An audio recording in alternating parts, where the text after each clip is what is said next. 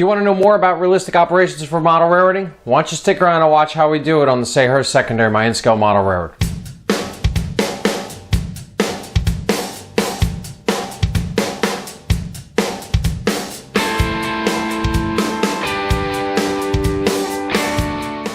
Hello everyone, Joe from Central Jersey Conrail and in-scale. Welcome back. This is our operations series, and we are still working on July 8th, 1988. So today we're going to be running the SA-35 and the SA-37 Extra to complete our operations cycle. So last time, if you recall, we ran the SA-31 down to freehold and we switched out the industries down to freehold. So let's go over the questions and comments. So the first question was from Walt's World, and Walt was wondering when we're going to get another guest operator in here. So yeah, I'm just trying to work out scheduling, and when I'm doing the video, if I have somebody available to fit it in, we'll be doing it. Doing operations with somebody else, it makes it that much more interesting. So, and I know it looked a lot better on camera. So I'll make sure that I'm trying to work out something, and hopefully we'll be doing something soon. So the next comment was from Coxey's Railroad.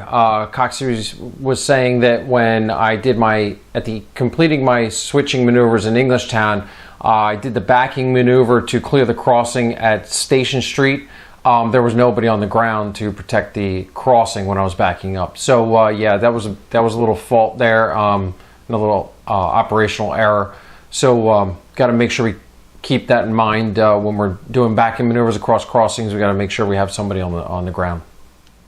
So the next comment was from Mark McCabe, and Mark was saying that what we should think about doing is doing all of our trailing point switching first, then go down, turn the train, and then hit the other what would have been the facing points, but when we turn around, they're now trailing points sidings on the way back to Brown's Yard.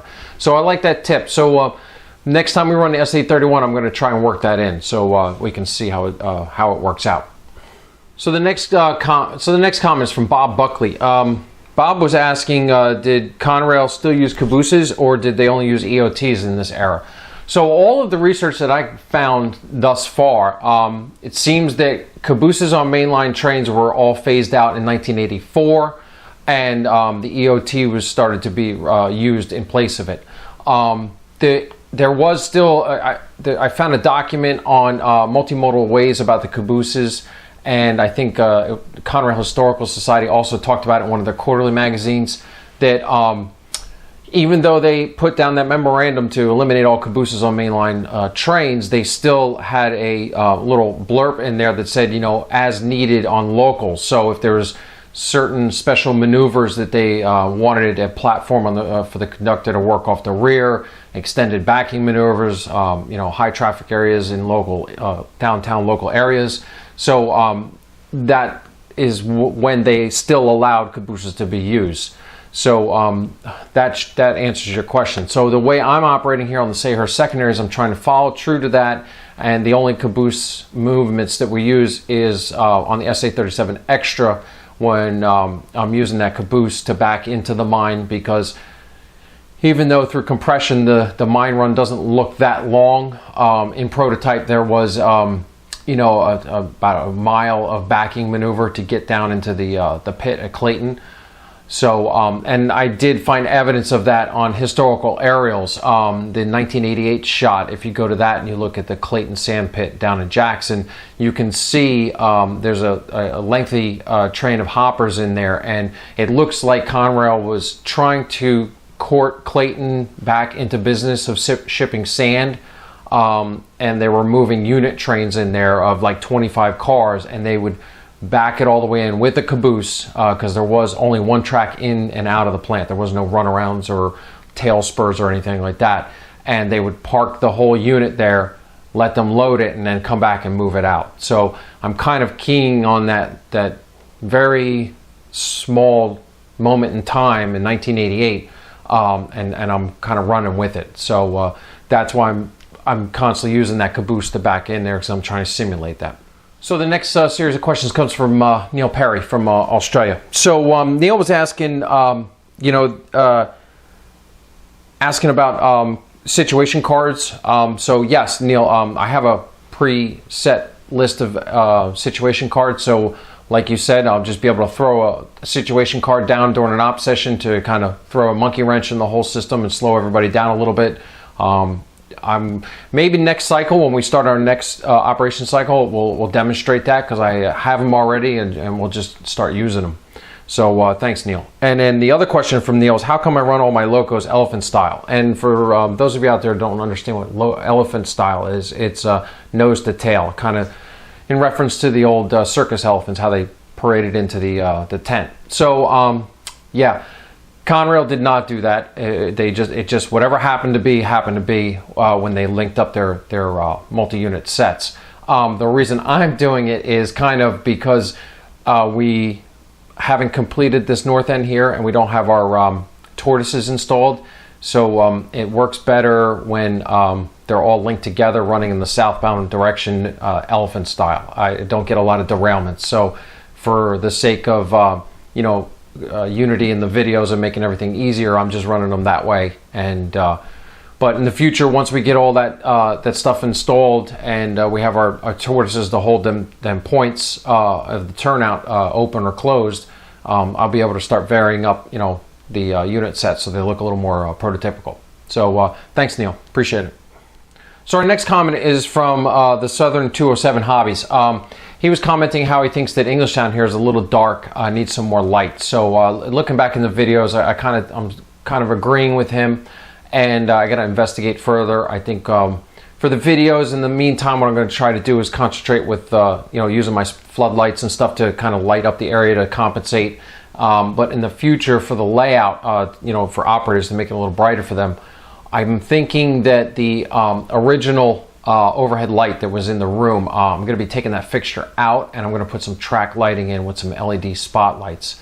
So this way I can position them around and highlight the areas that's not totally covered with the fluorescent ballast lights. So that should kind of augment that for our op sessions. So you can look for that change coming soon.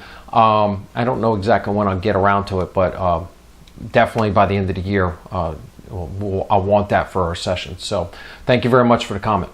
Okay, so the bulk of our comments and questions is going to be from the all-knowledgeable Mike G and the all-knowing Mike Simmons.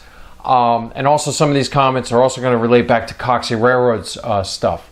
So let's go over Mike G, what Mike G said first. So Mike G was talking about three-step protection. And he was saying that before the 2000s, three-step protection really didn't come into a requirement by the FRA. So that's very important information to know, because you have to think about what era you're modeling in. And so 1988, that really plays into the fact that we didn't have three-step protection. So for those of you who are watching who don't know what three-step protection is, that is when the conductor wants to go in between a car to either connect air hoses or reset the coupler, he'll call up to the locomotive engineer and ask for three-step. And then the engineer will put the throttle to 0, set the brakes, and reverser to neutral, and field winding to neutral. So that prevents the locomotive from moving while the conductor's in between cars. So that just relates back to knowing your error that you're modeling. So thanks for that information, Mike. That's very vital. So the other thing that Mike G was saying was he kind of caught me in a little prototype error. The Guilford Transportation boxcar that we spotted over Triangle Lumber. What he was saying, before 2004, they didn't paint their boxcars gray. They were white. So I offered to make a swap with him for something more suitable for the error, but he declined. But in all seriousness, though, that's very important information to know. So thank you, Mike. So for right now, what I'm doing is I'm just trying to get as many cars and many types that I need and get them up on the layout and get running in this operation cycle and make sure that we're moving the operations the way we want it to. And then I can go back and be nitpicky and say, oh, well, that Guilford boxcar's got to go because that's outside of our era, and this NS boxcar doesn't meet our era, and and start pulling them off the layout and replacing them. So you can look for sometime next year that I can really start being nitpicky and picking out what I want, because I should be where I want with the number of cars. So, all right, so thanks, Mike. So now bouncing over to Mike Simmons' comments. Mike was saying, when we switched the operator stand and they went to the other locomotive in the 2-unit consist, he was questioning whether I was allowed to use the same unit number on the Form D, or should I have used the other unit number. And so I broke out my NORAC handbook. I got it in the digital format here, and I started reading through on Form Ds and all the rules that apply. And it seems like there's no rule that says you cannot do it. So it's kind of left up for interpretation. And from what I've watched in the prototype and what talking to other people, it seems like that was an acceptable practice. So it seems like unless I'm missing a rule, and I read a bunch of them. I think I read about like 10 or 15 different rules on Form Ds and movement of trains, and it didn't say you couldn't do it. So unless I'm missing something, someone out there's watching, please key in on this. So for right now, it seems like what I did was okay. The other big one that Mike Simmons brought up was the also relating back to Coxey's railroad's comment, was protecting that backing mover when we move the train back across the crossing. So what Mike was saying was that his comment was, who's protecting the shove? How are they protecting the shove? Are they walking? Are they riding? What direction and distance? Which track? Switches and derails the line for the movement? So he's brought up all those good points to think about when we're making these backing maneuvers. We got to have somebody back there watching. So his recommendation would be the conductor would call up to the engine. He would say, Conrail 2719, conductor's riding on the point. Switch into triangle lumber. Track is lined for our movement. Derail is in the green. Ahead 8 cars to a stop. So he's kind of giving me a little example of how the conductor would be communicating via radio to the engineer. So that's that's great information. So thank you, Mike. And we're gonna have to be more cognizant and aware and make sure we're doing that properly.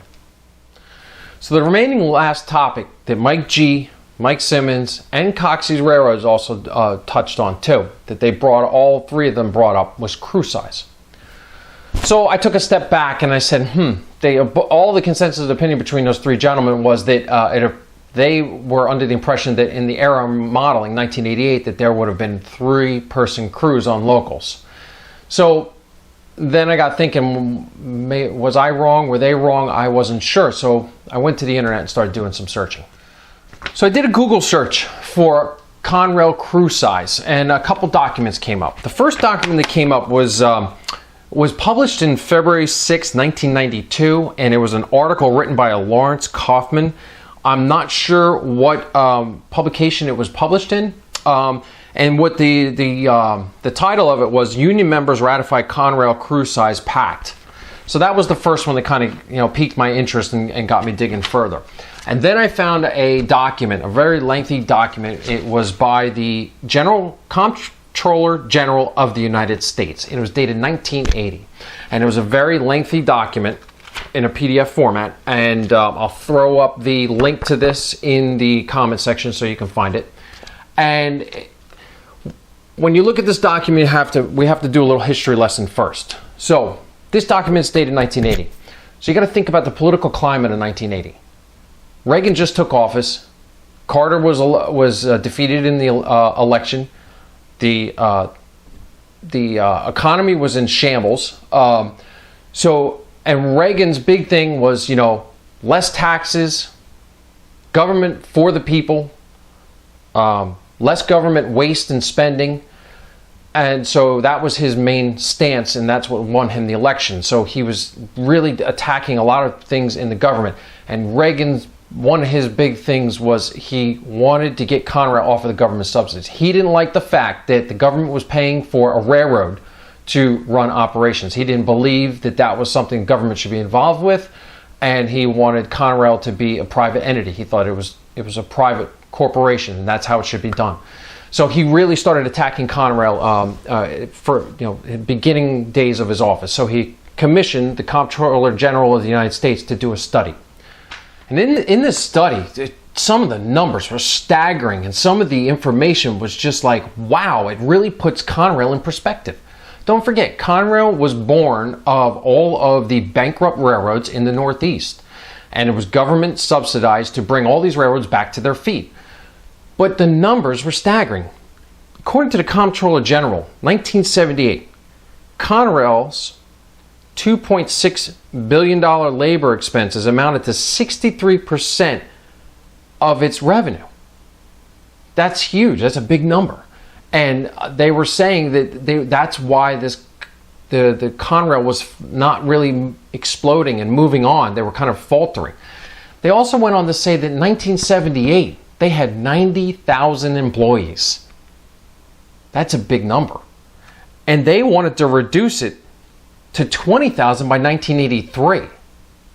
Wow, think about that. That's a lot of people. That's a lot of people losing jobs.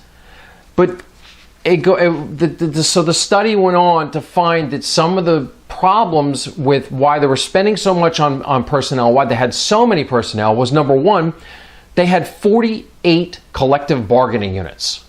So what that means is there was 48 different contracts under the umbrella of Conrail in 1978. So all of your machinists, your locomotive engineers, your conductors, and so on and so forth, they all had different contracts, but they had multiples. They would have had a locomotive engineering contract for the Lehigh Valley and the CNJ and the on, and they were just overlapping collective bargaining units. So they said that they needed to reduce those down to a more workable format and not have 48 different contracts across the system. So the big thing the Comptroller General was keying in on was crew size. So 1978 we had before 78 we had 4-person crews, but I'm not really too sure on the details before 78 because I couldn't really find too many documentations. I know that Trains has published a bunch of articles on crew size and the reductions from the 5-person crew to the 4-person to 3-person. So, but what Mike Simmons and Cox's Rails were saying about the 3-person crews, I started to find some information in this Comptroller General's document that said in 1978, their initial round of collective bargaining, their contracts that they secured, pretty much negotiated a deal that local crews would be 3-person. All of your road trains were broken down into 3 classifications. You had a Conrail road train that was over 120 cars. That could be a 2-person crew. And then you had a second classification would be a road train that had between 70 and 120. That would be allowed to have 3-person crew unless the local contract was ratified where they were allowed to have 2-person crews. And then the next step down would have been less than 70 cars. They were allowed to have a 3-person crew. So that was the 1978 agreement. So the Comptroller General's article then went on to talk about an agreement that was being negotiated possibly to be settled in 1983. I found some documents. The other article talked about the 83 agreement, but I couldn't actually find the 83 agreement. I'm going to make the assumption that the 1983 agreement continued with the local 3-person crews, but eliminated all those steps for the road trains, and they went down to a 2-person crew. And that pretty much opened the door to eliminate cabooses on the road trains, which coincides with the document that I found I talked about earlier with the memorandum of agreement that said no more cabooses on road trains after 1984. So I think that's where the steps are that I'm missing the actual physical documentation. I'm just kind of picking and choosing and putting things together. So I'm also in speaking with people at Conrail Historical Society to see if they have any documents, if there's any Conrail employees out there who know what I'm talking about, the 83-84 time frame and agreement. Am I right? Am I wrong?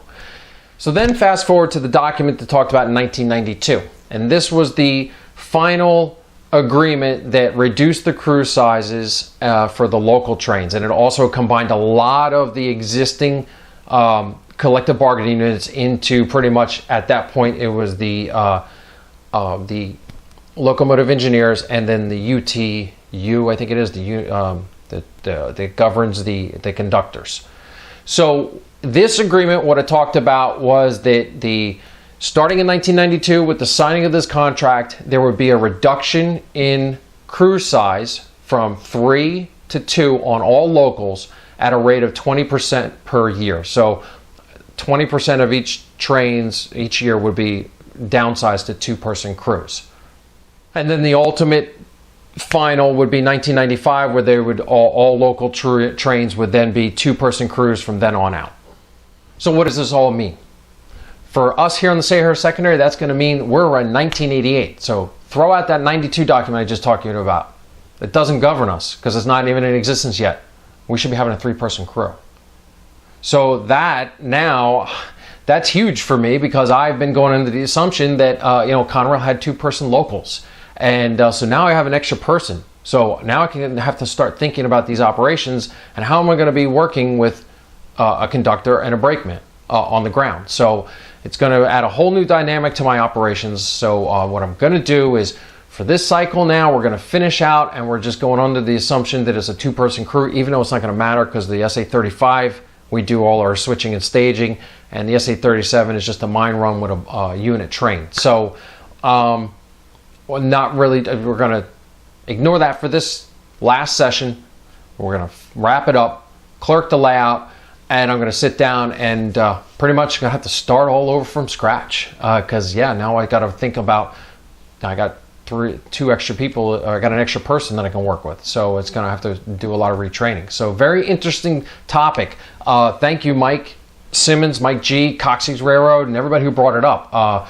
And yeah, this was a lot of fun doing this research. I mean, it seems like, a lot many people are out there are like, oh, union contracts, that's got to be boring reading that. But it was interesting to learn and piece it all together. So so that's pretty much all we're going to say about that. So from next cycle, we're going to 3-person crews.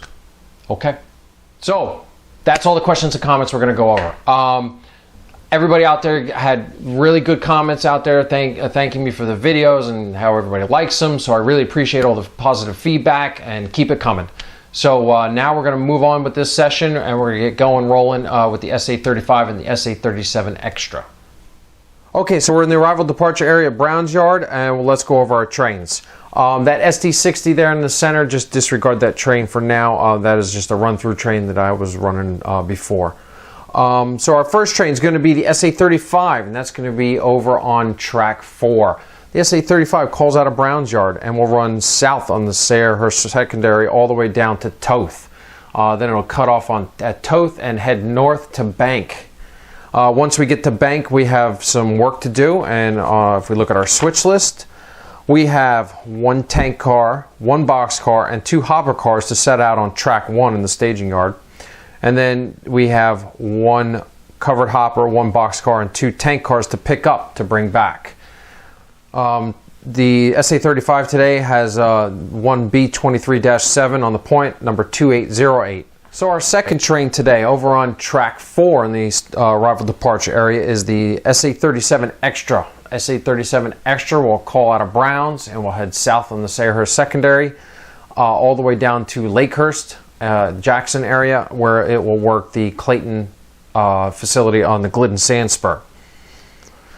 So today's train has 2 locomotives on the point. It has GP15-1 number 1645, which, if you remember from other videos, was assigned to the Sayreville running track, but we had to pull it down off the Sayreville running track because we were short on motive power. And then we also got a run-through unit. It's an ex-Milwaukee Road unit, number 360. Still hasn't received its patch out for the Sioux line. That's just here on the Sayrehurst Secondary, running out some horsepower hours because it had some work done at the shops. We have, if you look at our mine block card, we have 6 sand hoppers to drop over at Clayton, and we'll be pulling 1 caboose. It's an N21 class, number 21292, and that'll be for our backing maneuver down into the pit. Okay, so our crews are going to get their trains all checked out. They're going to do their air brake tests and get ready to move. I'll get our camera set up, and we'll get rolling. Okay, so the SA-35 is all set to go. We've checked our train out and everything all tests out. So we're going to call our dispatcher and we're going to get our Form D. So our Form D to get us down to Toth is going to be C106. Going to be 2 C&E number 2808, crew the SA-35, circle line 2, operate in a south direction on single track between Browns and Toth. So dispatcher is going to be JD, and time effective on the fast clock is going to be 12:57 in the PM. And so with that, our train is clear to proceed, and our crew is going to start heading out of the yard and head down the main.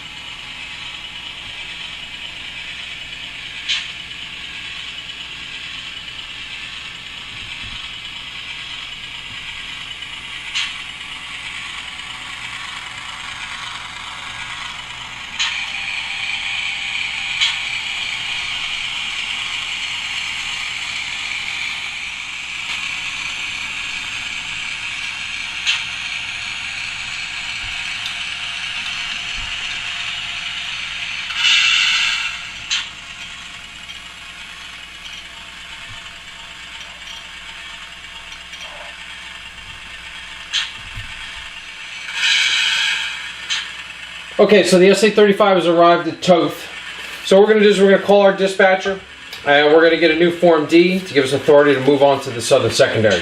So our Form D is going to be C107 to C&E number 2808, the crew of the SA-35, circle line 2, operate in both directions on single track between Toth and Bank. So dispatcher is going to be JD. Time effective is going to be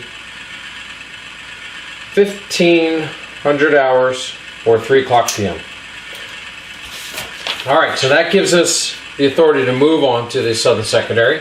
So our conductor is going to open the turnout.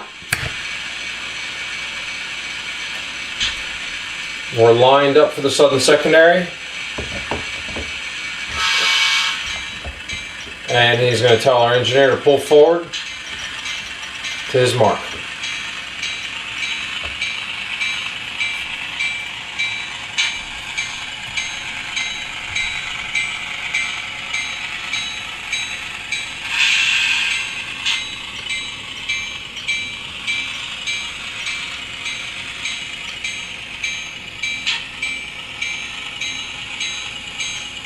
Alright, 2719, it's going to be good right there.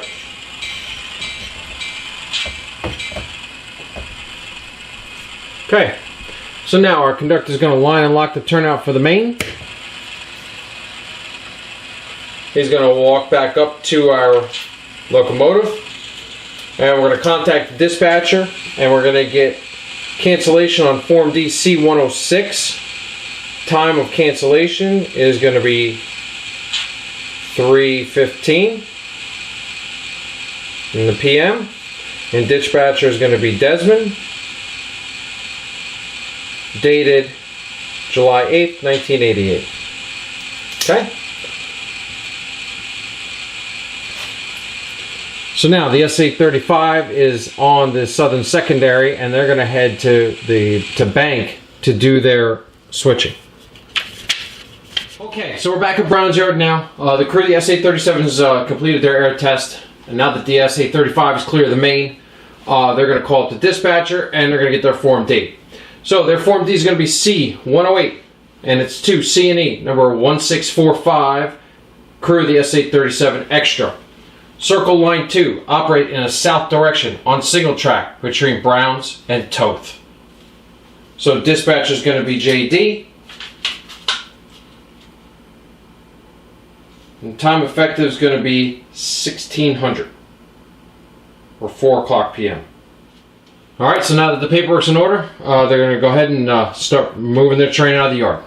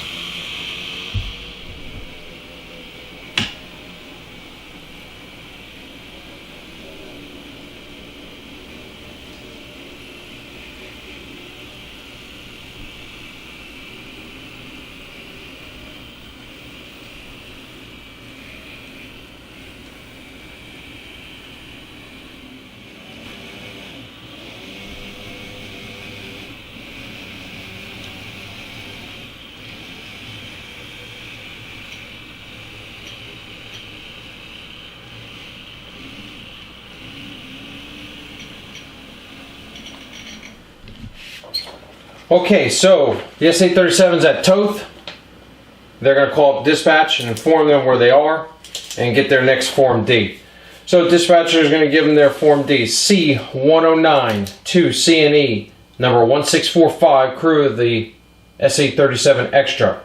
Operate in both directions on single track between Toth and milepost 65. Dispatcher is JD. Time effective is 1700. Okay. So now the SA-37 is going to move their train into their territory.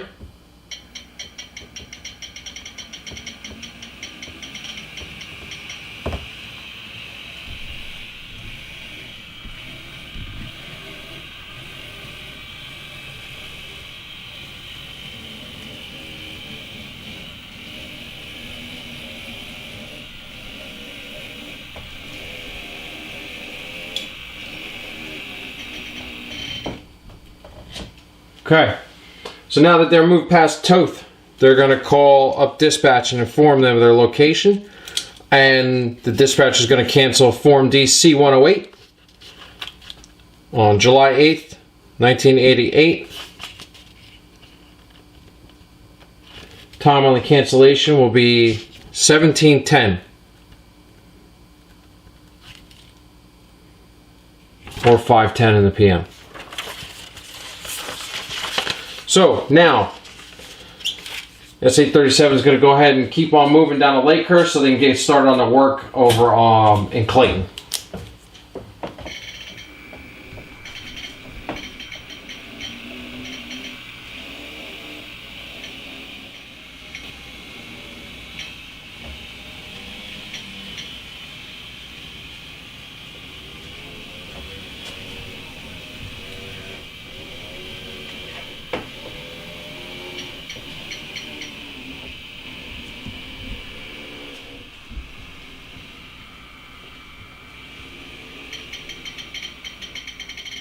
Alright, so the first thing the crew is going to do on the SA-37 is they're going to cut their locomotives off and they're going to run back around their train light. Head down the Glidden sand spur and we're going to start moving cars out of Glidden to make room for our train. Alright, so the first thing the conductors do is he's going to set the handbrakes on the first two cars.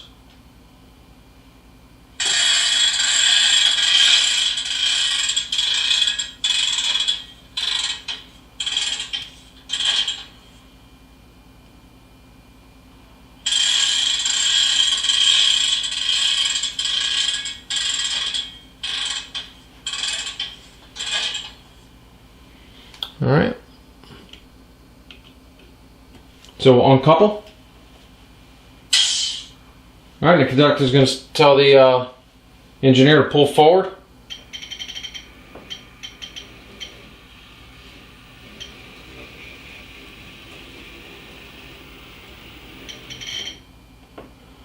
Alright, so now conductor will open up the turnout on the runaround.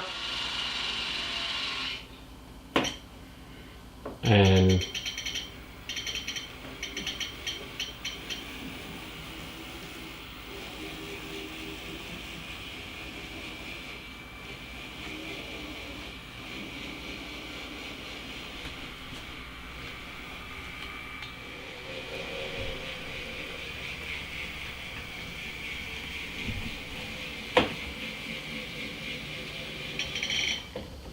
alright, so our conductor is going to get off and open the turnout for the north end of the runaround. He's going to leave it in that position because what we're going to do is we're going to pull our cars out and we'll spot them on the runaround, our loads.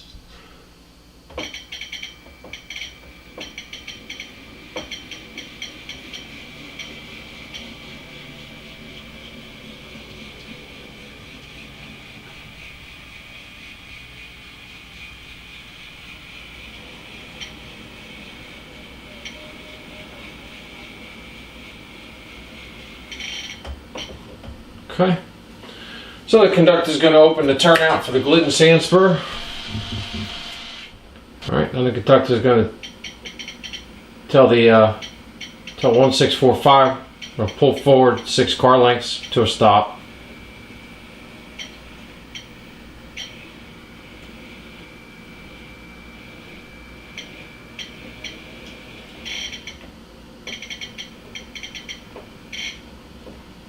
Alright, so we're going to couple and connect.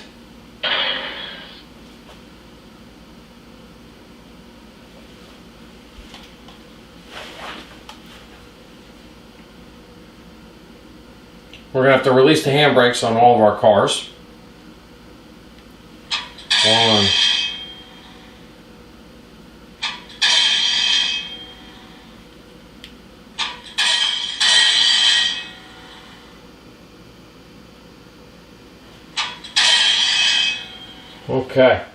Okay, so the conductor's back. He's getting on the caboose. I'm going to tell 1645 back up to my mark. I'm going to be riding on the caboose.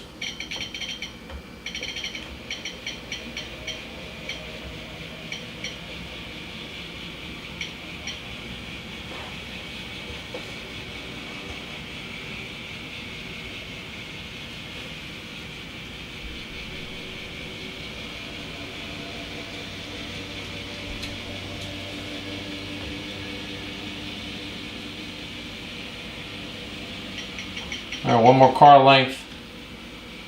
That's good, 1645, hold it there. So our conductor's going to get off, line the turnout for main.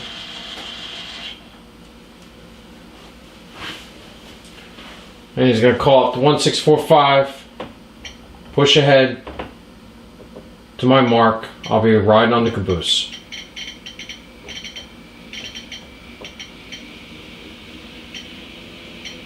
Now what the conductor wants to do is he wants to put these loads on the runaround, because then we have to pull the hoppers off the front end because they got to go back in. They're still empty.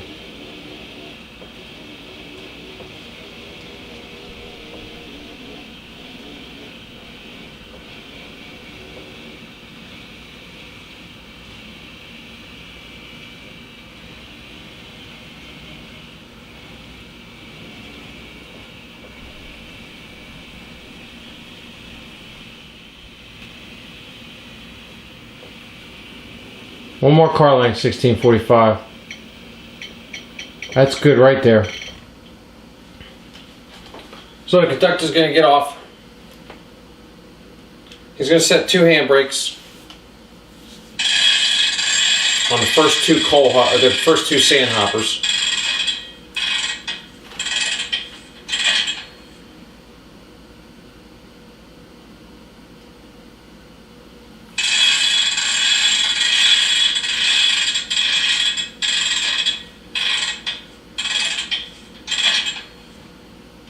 Okay, and we're going to uncouple.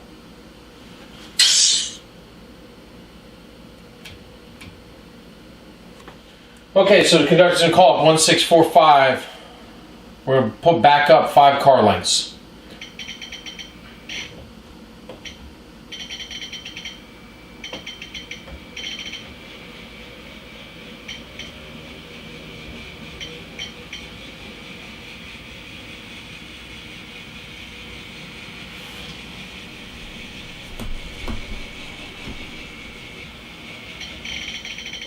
Good right there.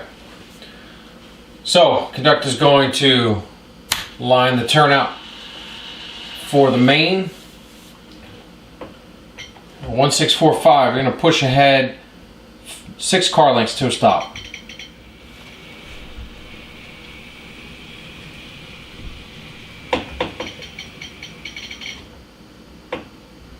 Alright. Good. Alright, so we're going to couple and connect to the caboose. So what the conductor wants to do, he wants to move that caboose over onto the runaround so we can clear up for our next maneuver. Now he's going to uncouple the caboose from the hoppers that are over here. Alright. 1645, pull back 6 car lengths.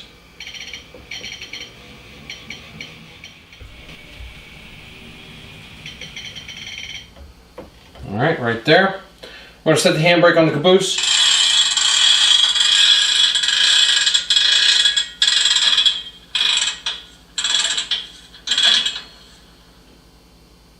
Uncouple from the caboose.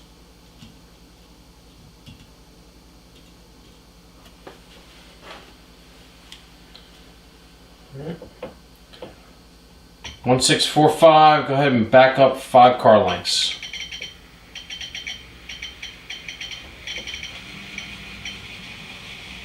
Now, this train's all set to be spot back in Glidden. We're gonna back up and start heading down into Clayton. All right, so 1645, you're gonna pull back to my mark. I'll be riding on the caboose.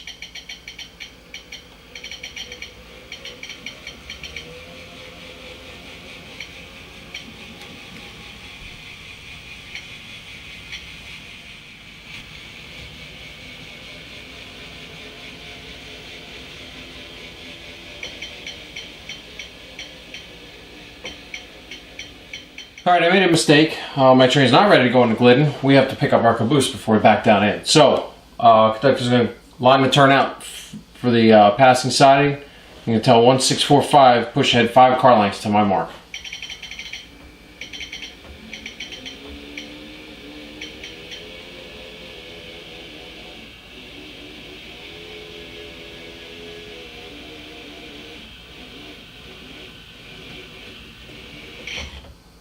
There you go. We're going to couple and connect. And the conductor is going to release the handbrake on the caboose. So 1645, we're going to pull back 8 car lengths.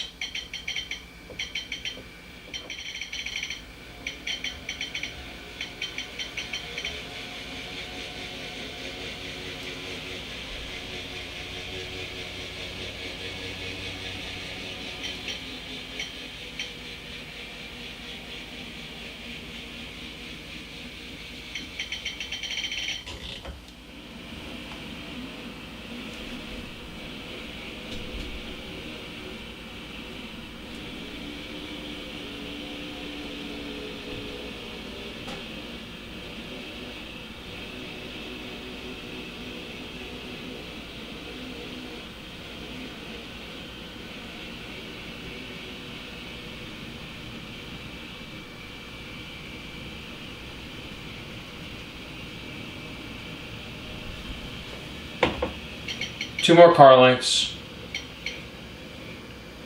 1 more car length. That's good right there. Alright, so our train's in position. So our conductor's going to go ahead and start setting handbrakes.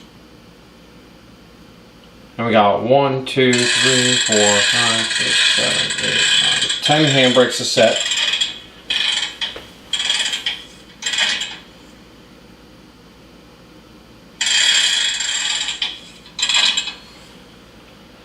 Alright, so we set all 10 handbrakes. So what's going to happen now is we're going to uncouple.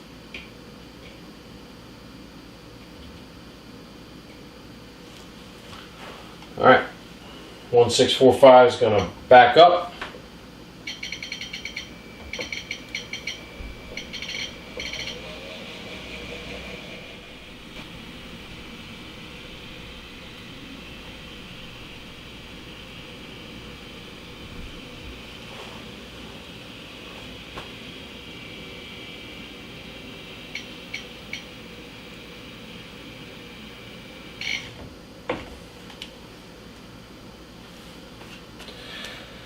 Alright, so we're going to couple and connect up our train.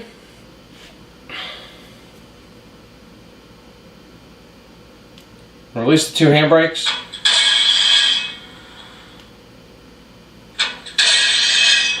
Okay. Alright, so while we're here, before the crew starts lining and locking turnouts, we're going to do an air brake test. We have to do an initial air brake test because pretty much all the train cars have been changed out. So we're going to charge the train line for 7 cars. Okay. The train line is charged. Alright, 1645, give me a set. I'm going to set the brakes. Now we're going to visually inspect all the brakes on each car. So, our conductor's at the back of the train.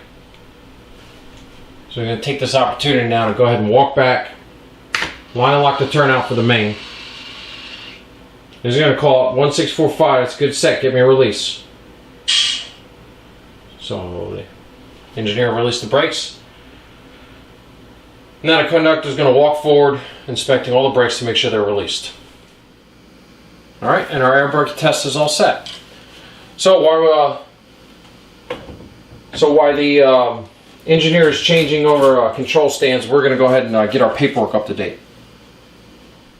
Okay, so now that we got all our switching done and glued, we're going to get caught up on our paperwork. So the first thing is in the bill box. We've got the customer request that says all these covered hoppers need to stay at the north end, so we satisfied that. These covered hoppers aren't going with us today. That's going to be left for the SA-37, so I'm going to put these back in the box. Okay, so I got all the cars that are loads that are going back to Brown's yard. There's also, I got my mine block card all filled out for the run back to Brown's. So I'm going to slip that in the front pocket, just like that. And also I have the weigh-in transit card to notify the yard master that these cars need to be weighed before they leave the division. So I'm going to slip that in there, keep that with the group. And then I'm going to take my engine car card with the my nifty little marker that I made to notify what train it is. I'll put all that together and paper clip it. Then what I'm going to do is I'm going to take these empties that we're dropping off, and I'm going to put those in the back of the bill box. Okay, so yeah, our paperwork's all done. It's kind of easy because we're using the mine block run cards. We're not using our switch lists to update. So the air test is all done, and we're ready to head on back to Toth. Once we get to Toth, we'll call into a dispatch so we can cancel the Form D we're on and get a Form D to go back to Brown's yard. Okay, so the engineer is now over in the Sioux Line unit, X Milwaukee Road 360. So the conductor is going to give him the order. 360, you're going to pull ahead 10 car lengths to my mark. And I would appreciate it.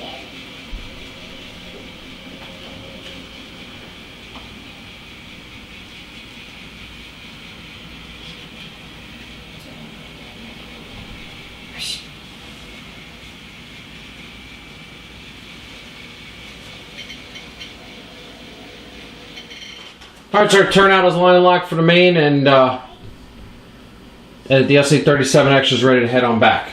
So we're going to head down through Lakewood until we get to Toth.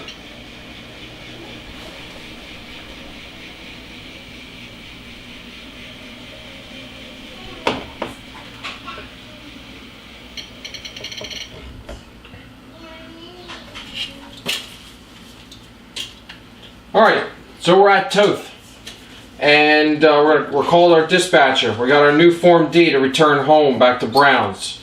So it's C110 to C&E number 360, crew the SA-37. Circle line 2, operate in the north direction on single track between Toth and Brown's.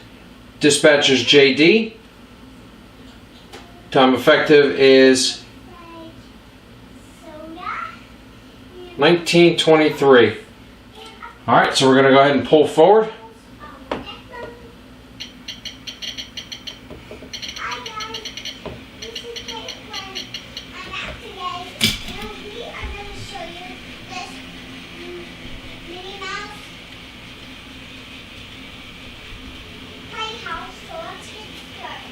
And we're just going to keep on going because the conductor doesn't need to get off. He doesn't need to lock the turnout.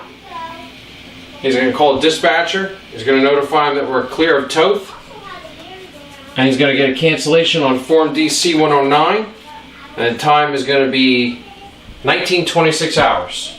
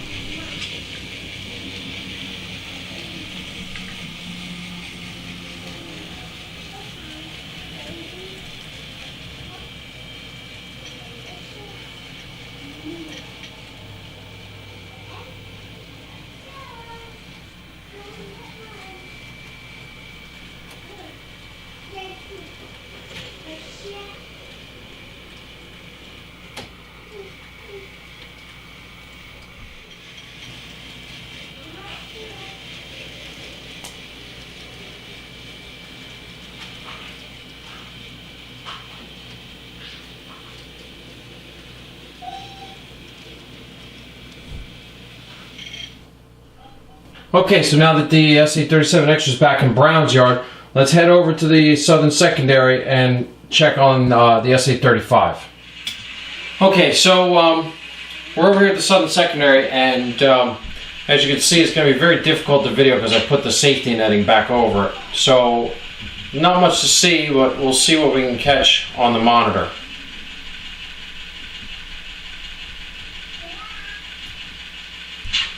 So what we're going to do is the SA-35 is going to pull on down.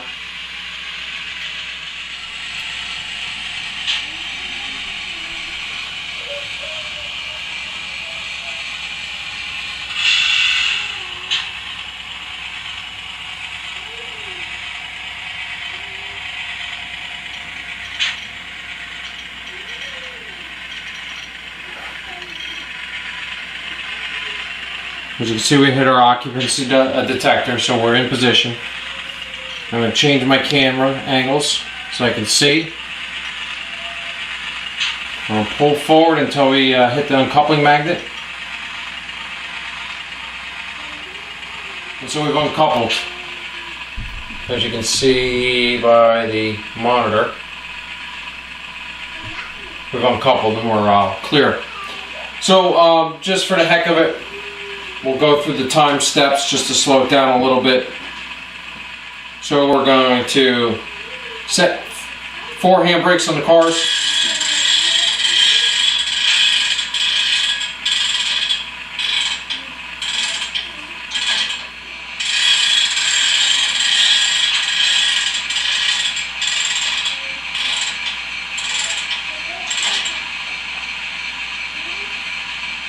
And we'll uncouple.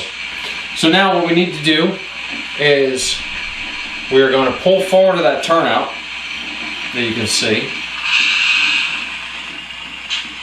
Right about there. I'm going to go a little bit further just the heck of it. Right there. So now let me back the camera up. We're going to line our route for the runaround so we can run around those cars. Back up.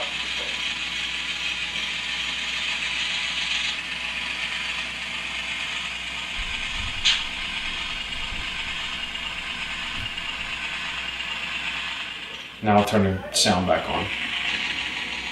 And I'm going to change my camera angles so I can see where I'm at. Now we're clear of that turnout. We'll line it up. And we'll pull forward.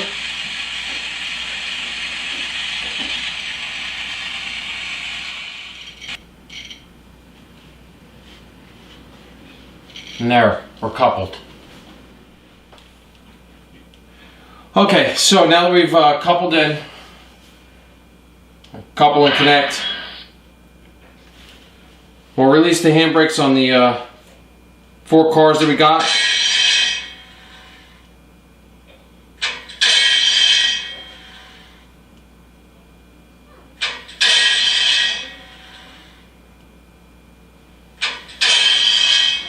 Alright, we'll do our air brake test.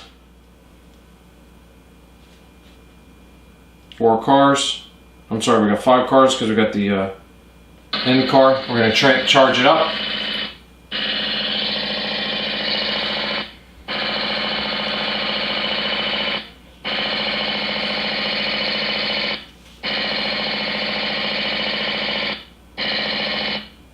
Alright, 2719, give me a set.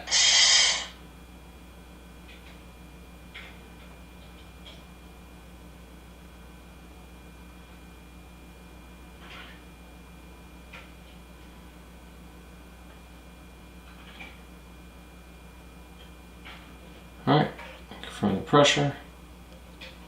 Alright, so now we're going to inspect the cars.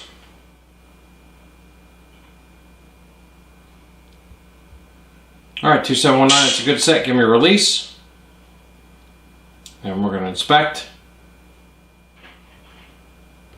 And test successful. So now I'm going to get my paperwork done for the return trip. Okay, so got all my switching done. Going to change out my car cards and waybills. So I got the cars that we're picking up, and these are the cars we're dropping off. So we'll put them back in the bill box. I'll put them back on my locomotive card. And I'll go ahead and update my switch list that I've completed all my work. And did all my set outs and got all my pickups. Okay? So now I'll go ahead and get the train moving back up to Toth so we can complete our Form Ds and head on home. Okay, so I'm going to go ahead and start pulling forward with our train and pulling out. And if you look up here as we pull out, you can watch our occupancy detector will go out and tell us that we're clear, so there's nothing on that track.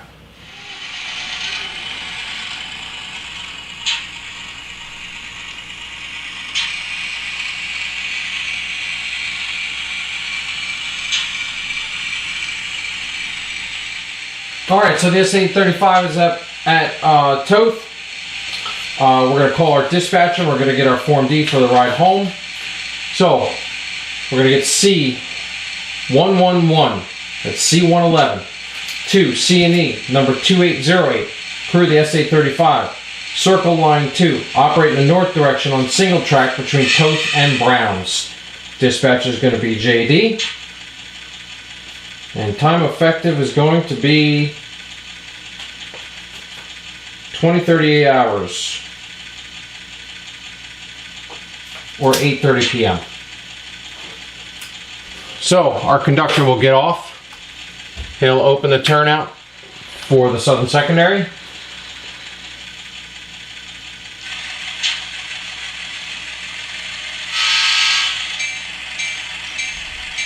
And he's going to tell 2719, back out.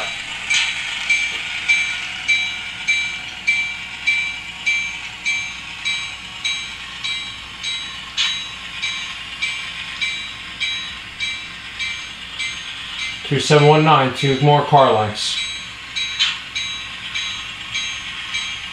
That's good right there.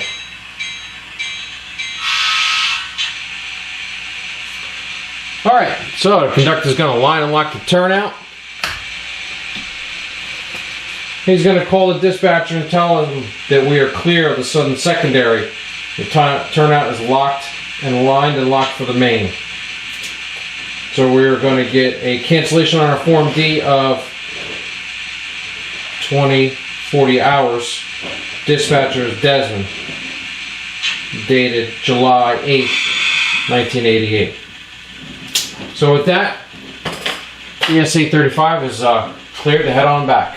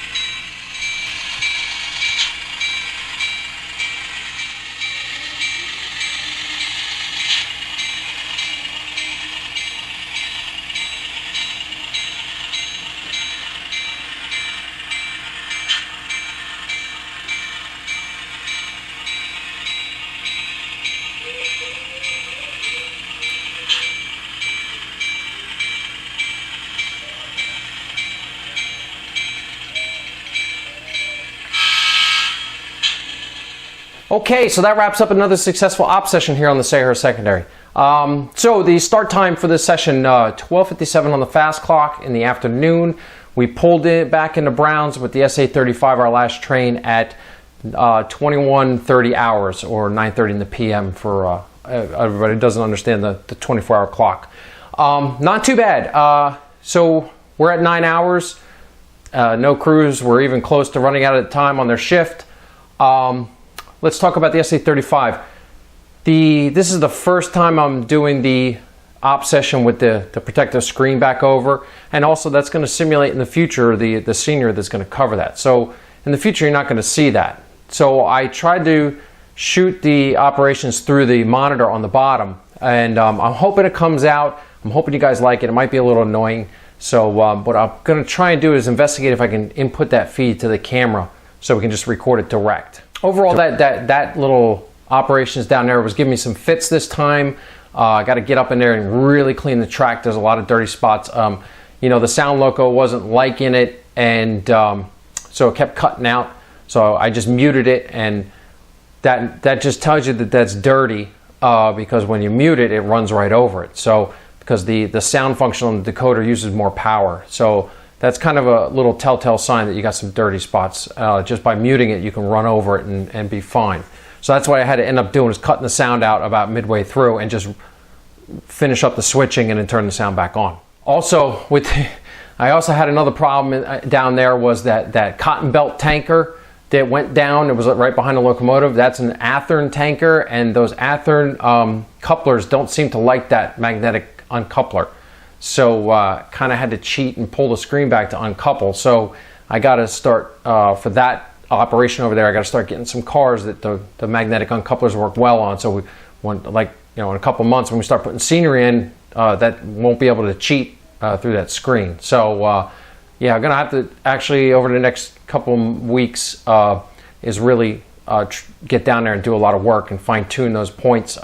I got to start filing the back sides, because I'm learning with these microengineering turnouts, if you on the points where the tip of the rail is, if you kind of file on the back side and make a bevel and kind of just dull that tip, everything runs a lot smoother. So I got to get down in there and do all that, because I was picking some points and clean up the track and get the cars that will work down there. SA-37X went really well. You know, moved the cars around, put that caboose back on. Sorry, I was ready to go fly into the mine pit, and I realized, oh, I'm passing my caboose. I got to take that with me. So that's why it kind of looked a little awkward. And just to give you a heads up, that the ex-Milwaukee Road unit, the Sioux line, Milwaukee 360, that was from Matt Jones, and that was featured in the locomotive shop over on YouTube Model Builders Live. So Matt was gracious enough to let it stick around for a little while for a couple op sessions. So ran really well. I teamed it up with the switcher out of the Sayreville running track, because we're kind of short on motive power right now, because I got a couple units down. So, and I'm still trying to build up the fleet. But so thanks, Matt. I hope you liked it, and hope everybody liked the way it looked. I think it looks really good. So the other thing this session, I was kind of making sure I was a little cognizant, was you know, clearing them Form Ds in the proper order. And if you notice, the SA-37X, they just kept right on going, because they didn't have to line any turnouts. So once they got clear, they just called the dispatcher and canceled the Form D on the fly, and because they were operating on their new Form D. So just those little steps there, just make sure we're getting our paperwork right. I think that's coming out pretty good. Otherwise, it was a great session. So now we're going to go ahead and wrap up July 8th, 1988. I'm going to clerk the layout and get the layout all moved around, and car cards and waybills reset and turn the cycles.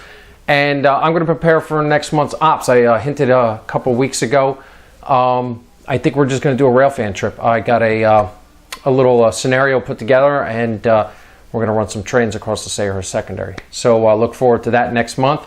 And that will give me enough time to get the Sayreville running track online, so the switch panel's up and running, so we can add the new train, the what is it, the WJSA-35, go down in the Sayreville and switch those new industries down there, and that should be pretty fun. I'm looking forward to that. So really, that's all I got for you this time. I hope everybody enjoyed following along. Leave me your comments and questions. I hope the new topic that I brought up about the crew size, I hope that stimulates some some conversation out there, and that's it for this time. So thanks for watching, and we'll see you next time with Central Jersey Conrail and N-Scale.